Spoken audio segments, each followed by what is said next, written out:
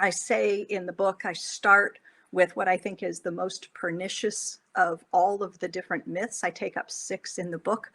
The most pernicious myth, I think, is the myth that the government should run its budget the way that you and I operate our budgets. The government is basically a big household, and it should really play by the same rules that you and I play by.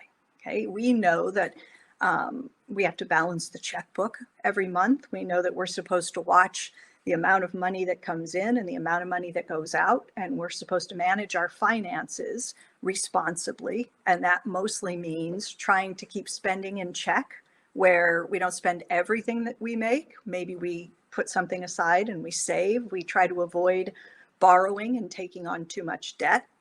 And the reason is that we know that borrowing can get us into trouble. When we start borrowing to finance spending beyond what we can afford out of our current income, we have to pay that money back.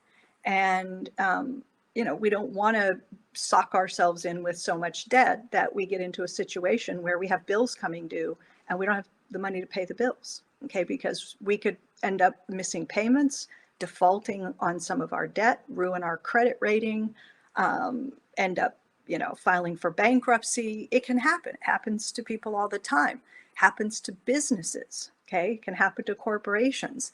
It can happen to state and local governments.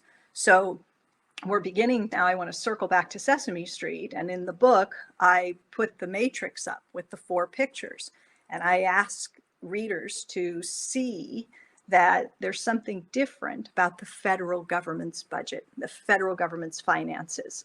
So if you think of, one of these things is not like the other, you and I, households, we have to balance our budgets. We have to live within our means. We can't take on too much debt. Households, businesses, and state and local governments. If you are, paying attention to what's going on in the country today in terms of state budgets, and you're listening to governors and mayors across this country literally reaching out to this administration, to the White House, imploring the president to and Congress to send aid, because state budgets are getting hammered, and states are not like the federal government. They have to live, within their means. They are constrained by the amount of money that they can raise in revenue and some limited scope for borrowing. So one of these things is not like the other. The federal government is not like the others. What makes the federal government different? Why are governors asking Congress to send money because they don't have it? If everybody's in a jam, what makes anybody think the federal government can write the check? And the answer is that the federal government is fundamentally different, that it stands in a different relationship vis-a-vis the currency, the dollar, that the federal government of the United States of America is the issuer of our currency, and everybody else is a user of the dollar. So we categorize those, 4, we compartmentalize households, businesses, state and local government, put them in one category, users of the currency. The federal government is separate. Okay, it's the issuer of the currency, and it has the sole legal authority to issue our currency, the US dollar.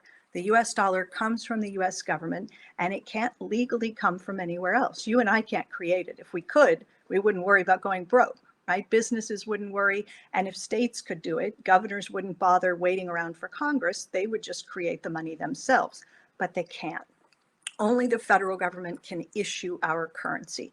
So that's obviously a big, big, important point. Okay, and once you recognize that, a lot of other things follow from there.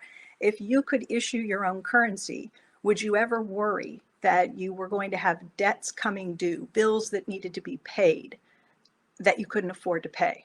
If the bills were, the payment was due in the currency that you and only you could create. I think pretty clearly the answer is no. Would you worry that there were certain things you couldn't afford if they were priced in dollars and you have the patent, essentially, right, the copyright on the dollar? Would you worry about not being able to come up with enough money to meet expenditures, to fund programs? I think the answer should clearly be no. Now,